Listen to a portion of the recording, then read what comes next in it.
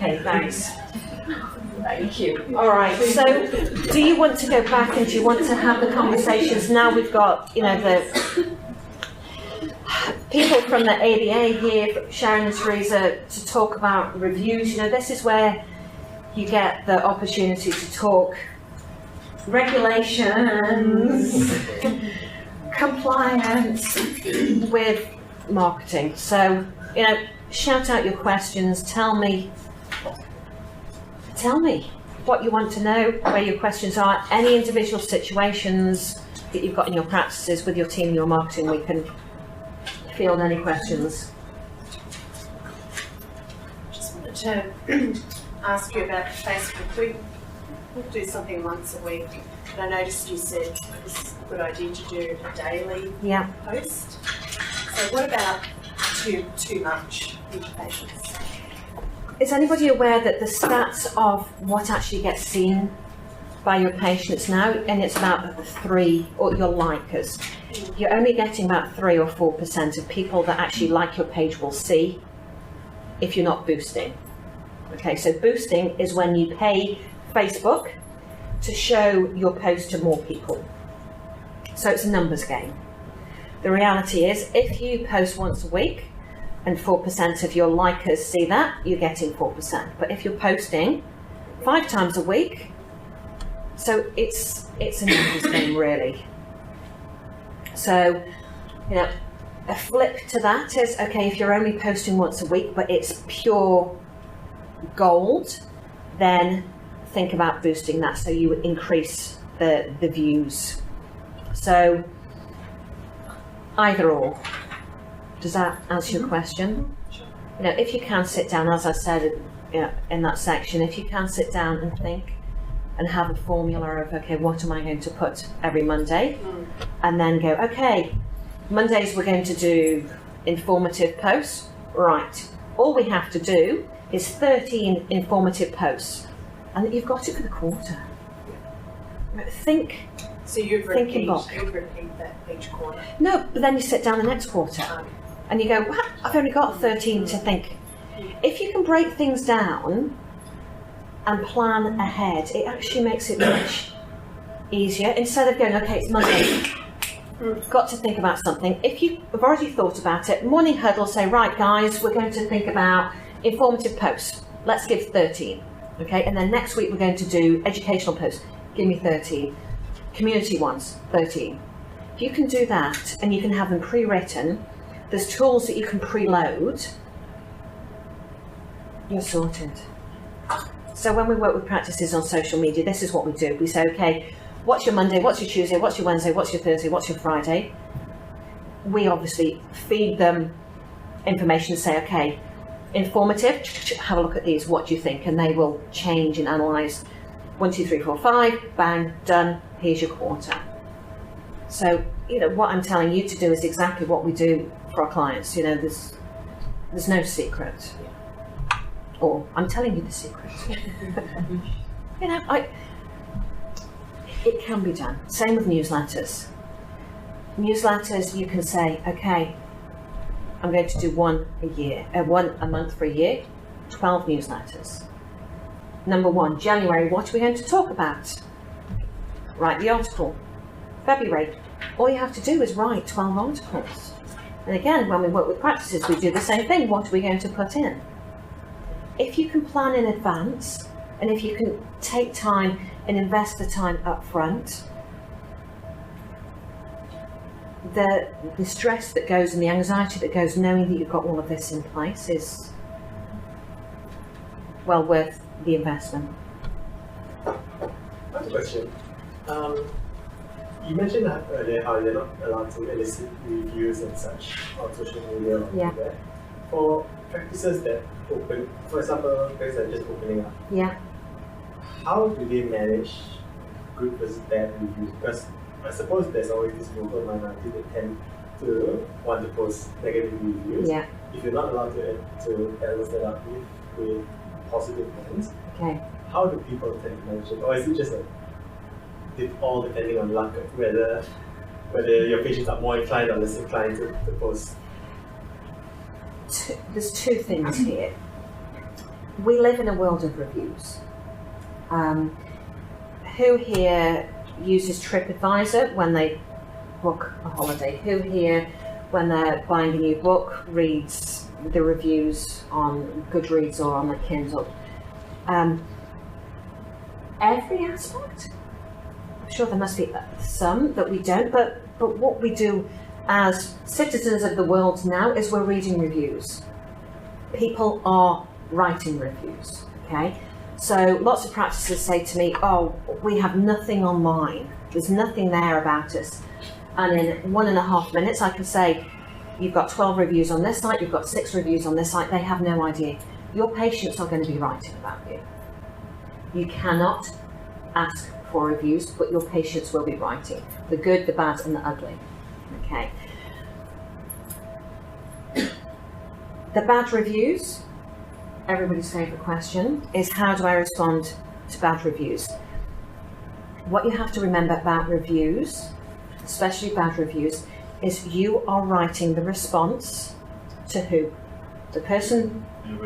Everyone. Absolutely right. You're not responding to that person, I mean you are, but you are writing this response to everybody that's ever potentially going to look at your practice. So when you have that negative review, and it may be fabricated or it might be valid, but if you see that review, you have to respond from the very best part of you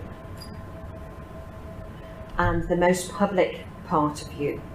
Practice over in WA, where the situation was they had a review from a person that was obviously made up name. It was a stock photo image. This person had only ever left one review. It was obviously made up. The principal was absolutely livid. And he let him have it and blasted this person for the whole world to see, the very worst part of him. Okay, it's not okay. Whatever the review is, fake, real, you respond as if the world is watching, because the world will watch. And you say, I am so sorry that you had this experience. So if it's true, you say, I'm so sorry you had this experience. It's absolutely not the way that we treat our patients. Please phone in, come in, okay? We will do whatever we can to make this right. You take the conversation offline. Okay, don't have the, but judged it. Yeah, don't justify. You say, I am sorry, you validate. This should never have happened. Get it offline, offline, offline, offline. If it is a made-up review, and the practice in WA is not the first practice I've seen, and it's absolutely not the last practice I've seen that's got made-up reviews, you say, Dear Joe, we have gone through our records and we cannot find you anywhere. We don't believe that this experience that was terrible was with our practice. Because at our practice, we believe in creating the best environment, delivering, whatever it is. So actually it gives you an open to talk about what you do believe in. Okay? We're so sorry you had this experience. I hope that you can find a practice that actually did this to you. Okay? The whole world will read. Does that answer your question in a way? I'm curious to how these things are ideally handled. Yeah. To the best part of you and the most public part of you. And, like it or not, the reviews are here to stay. They are important. Wasn't part of this presentation, but it does make a difference to how you're ranked online. It also makes a difference on how people choose practices. In fact, if you want to know more, there's actually a video of me talking about this that I can send to you. But I don't know whether you're aware that when you Google South Yarra dentist, that there's a map that shows up on Google with all of the practices there. and the star ratings are there, people will visually look at the ones, if they're just looking, they will look at the ones that got the stars and they will click because they stand out. So it's visual. So reviews are important. And what Google is doing is actually it's aggregating, it's pulling reviews from a number of sources. So it's pulling it in from True Local reviews, it's pulling it in from Facebook reviews, it's pulling it in from Google. So all of the reviews that practices have there are now beginning to count. That is how important reviews are. The APRA regulations, one more time, mean that you can't ask for reviews, but they are here to stay. And yeah, it's something that all practices have to deal with, I'm afraid. So how does Google actually promote those things unless you actually make them up? Or do they just Google knows that the happy dentist, the happy dentist at number 1 High Street is the happy dentist at number 1 on all of the sites. On the flip side, there's a bit in the book about citations.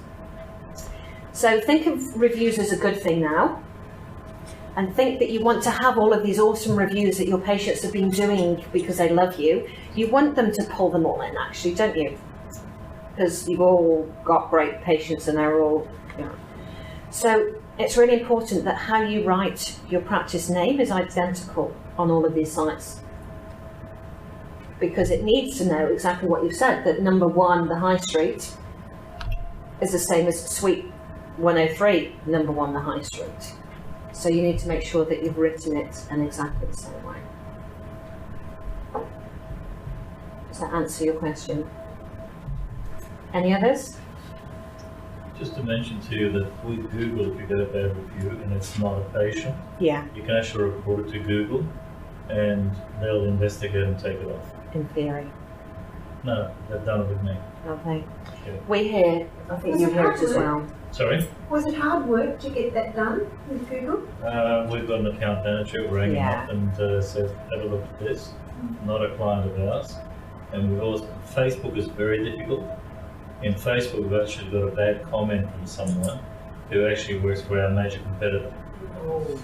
But it was actually his staff member that wrote it. So as soon as I looked her up, I knew exactly where she works at her major competitor. So I put a very nasty comment there. Although you said don't put nasty comments, I just said it's a pity that people who don't come to the practice and work for, and I mentioned the practice, can put comments like this. Yeah. Okay, so that negates them, but at the same time shows that, and a few people have put stupid comments Not okay. that are not clients of us. Yeah. And you know, people in India, Yeah. because they're from search engines and God knows what. Yeah. People from Philippines, people from Thailand. So all of these are making comments on Facebook. And again, just like you said, but just say, you know, that it's a pity that people from India Yeah. who work for SEO companies, Yes, because I've exactly. looked at them up, they say they work for such and such an SEO company, Yeah. can make comments like this. Yeah. On Facebook you can't do anything, but Google you can. But Google, it's interesting you found it easy, because a lot of practices find it really hard. The fact you've got an account manager has obviously made that easier. The small practices, it can be very hard to take But them you down. can put a complaint in. You can put them a complaint. You know, Google is the beast that we all have to work with, and you know the reality is the more you spend with Google, the more they want to talk to you. That's right. So if you are a smaller practice, they don't talk to you as much. You know, that is the reality. So it can be hard. Do you remember the lady in Tasmania that was saying about the reviews where somebody that was a friend of one of the people that worked in her practice, so had a disagreement with one of the staff, sent a blast, and then all of their friends sent blasts. So it's horrendous, but it's there and it's not going to go away. But on Facebook you can actually hide. Yes, yeah, Okay, Facebook you can hide stupid comments, and Google, if you can, and you can claim they can take that. I'm sure there must be some rules around the practicing working so close by and defaming each other like that. Absolutely. So It's it should against be the law. some- Yeah. It's actually against the law. We had a practice in. Yeah, I mean, I could report them. Yeah, but Yeah. but I That's can't be bothered absolutely. going to When Yeah. putting a review and accepting a testimonial is wrong, unethical, and here's another practice is going against the practice, it's not very professional, it's not very Yeah, clean. it's So. I think the message, But that's their own. another important messages about reviews is that you need to be watching. And you actually need to know what's happening.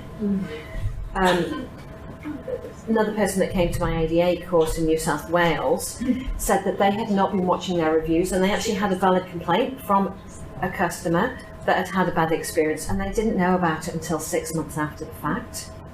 So they then went back to the patient and said, we're really sorry, what can we do? And she said, actually, if you'd come to me, a week after, then we could have done something, but now, 6 months later, it's just too late. So you need to watch, you need to manage, you need to think about this. And white coat, I don't know whether you want to say something about white coat. Yeah? Does everybody know about white coat? Yeah. So I'm on the white coat email list and I suggest you all get on the white coat email list. They are constantly blasting their database saying, send us reviews, send us your reviews, send us your reviews. That's the NIV. I know, absolutely. So it's there. Speaking of which, to the ADA, I guess, as well, but I just got a call like 2 weeks or 2 days ago, really, from White Coat. Yeah. Obviously asking me about my review because I made a few changes on my White Coat thing. And I don't know what the ADA thinks, but apparently they say, oh, we're looking at the ADA, everything is not good. I just said, I want to get out of it because the ADA recommended, and that's why I said. And they say, oh no, we're not recommending it. And then she even sent a flyer where the health minister, Susan Davis, something like that, saying like, oh, they actually, I don't know, it's actually written on the article she sent that the health minister actually promotes using white coat to give open things. So I go, I mean, no, the federal office has been lobbying to. because they're saying on the phone that it's highly recommended. Not highly recommended by the health minister. And That'd be interesting. I'd like to follow up on that and send it into the federal office and see what their response will be to that. Did you have that? No, I haven't. Yeah, I I just got it like 2 days ago. I'd be really pleased to see it. Yeah. Yeah, we can forward it on Yeah. to the federal office. Yeah, because I didn't want to say white coat. Yeah. She said Yeah. it's not first No, of all. no. I'm like, okay, yeah. Yeah, and this is the reality. It's always moving. It's always changing. What Facebook does or Google does today will be different, guaranteed, in a month. And it's about having to stay ahead. Just in regards to ADA, I'm just wondering, is ADA or APRA doing anything about this latest TV show? They're showing plastic surgery in Thailand, and now they're going to be talking about dentistry in Thailand. There's a series which is just on now. Yes, yeah, I think I know the Yeah, one. do you know whether APRA or ADA is doing anything? Really? Yeah. No, I don't know, but that's another thing we can follow through. There've been a lot of articles at the federal office in the news bulletin about, dentistry overseas and not advocating it, and obviously the implications for the members back here when work fails and things like that. But maybe it's timely to get another article. But I think it's also, I think there are some dentists who are involved in that. So they basically talk people in having their dentistry over there, and they'll take care of them if anything comes okay. in. The guy I was saying, the CEO that went look at my veneers, that was exactly what he said, that he then had a dentist back here that would then look after him post Thailand trip. Okay. I think something that Really, is it surprising? Yeah, well, you thank need you to for follow up. There's a local graduates who are from overseas, come from overseas, get graduated here, and they go and practice there. So as a result, they are Australian graduates. but they will be charging according to the overseas rates. And they could not practice because I was involved in all these firms, and it's not unheard of. I'm very surprised that if you are surprised with the fact what he's saying, it's very, it's been an ongoing, and I'll be surprised if ADA is surprised saying that they don't know about it. I mean, it's surprising that ADA do not know about this. It may not be that ADA don't know about it, it might be that Sharon and I don't know about it. Yeah. Oh, that's definitely. Oh, yes.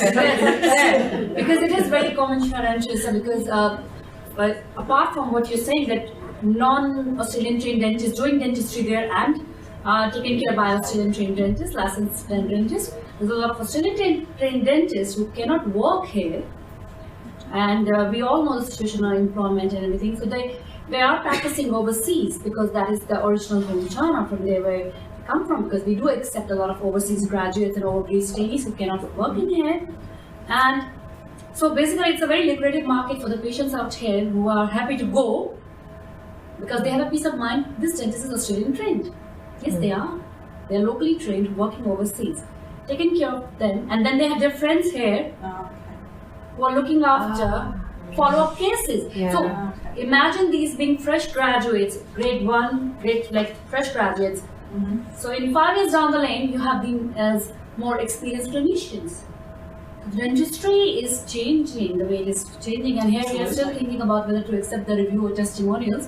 But there's a bigger issues out there where here we are sitting down and mentoring and looking at the employment issue, and here we're thinking, the ones who are established practices, they're struggling with the retaining part of the dentistry like that. So, yeah, it's much more dynamic and engaging than what it looks like. And I think if ADA can possibly get their members to put things on their websites about overseas botched up jobs. I mean, we're doing that on our website, showing X-rays, and we've just had a horrific case of a guy coming back from Vietnam, and his implants are going like this all over the place, and the face is all blown up, and he's expecting our implant guy to fix it. It's impossible. But so I think if ADA asks their members, to put something on their website about it, just again promote and have the ADA. It's all logo. good feedback. We will pass it on. Definitely. Scary. Any other questions? More on reviews? Carolyn, you've been saying all the way through that people need to get permission to receive newsletters of any sort. Yep. That's really important. They need to opt into that. So in the book, there's a script that basically, you have to say, we're starting a newsletter, we will be providing, education, promotions, whatever it is, can I get your email newsletter? You have to ask that permission.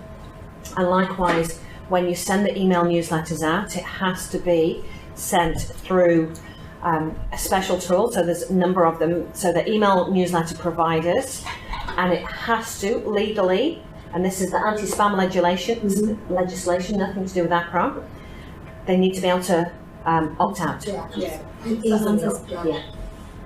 So done within 5 days. So it's normally, if you're using the right tool, should be instant. Can that email be on the patient history form? That's when most people tend to put that information. It's okay. There is an ADA But medical history. we don't have to join again or anything. No, you If do. they've signed that. Yeah, when you get them to fill it out in a year's time, then you do an ongoing contact box, tick an ongoing contact box by SMS and It's really the digital forms of contact that the Spam Act deals with. You can phone a patient, obviously, you don't have to get permission for that, or send something out in post in an envelope. But it's digital contact. Like if you've got it on the initial patient history form, do you have to actually point it out to them that this is what they're signing, or do you just take view that they've read the form and I'll take that view that they've read the form. You don't have enough information. They don't tick half the stuff on the form, and you have to talk to them anyway. Well, this is it. This is why we recommend that practices say, right, we're going to do email newsletters. we will phone everybody that we've seen in the last 6 months and just double check. And you know, it's a conversation. And say we're doing email newsletters, would you like to be included?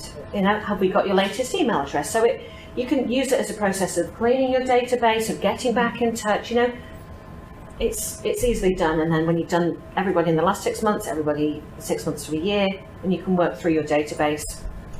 Yeah, it's another reason to get in contact. So that would be enough just to phone the patient and not have something in writing if you're starting?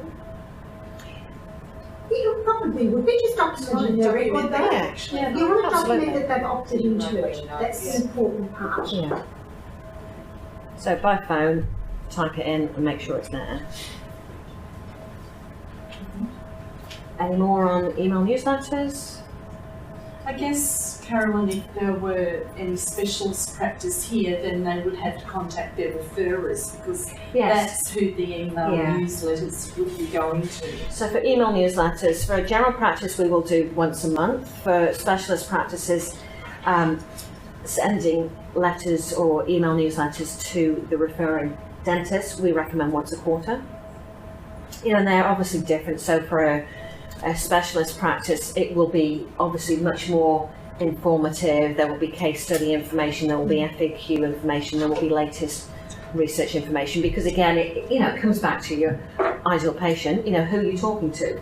So the newsletters have to be informative for the referring dentist as opposed to informative for the clients, the patients. So for specialists, once a quarter; for general, once a month. Okay, anybody all good? All right, thank you so much for your time.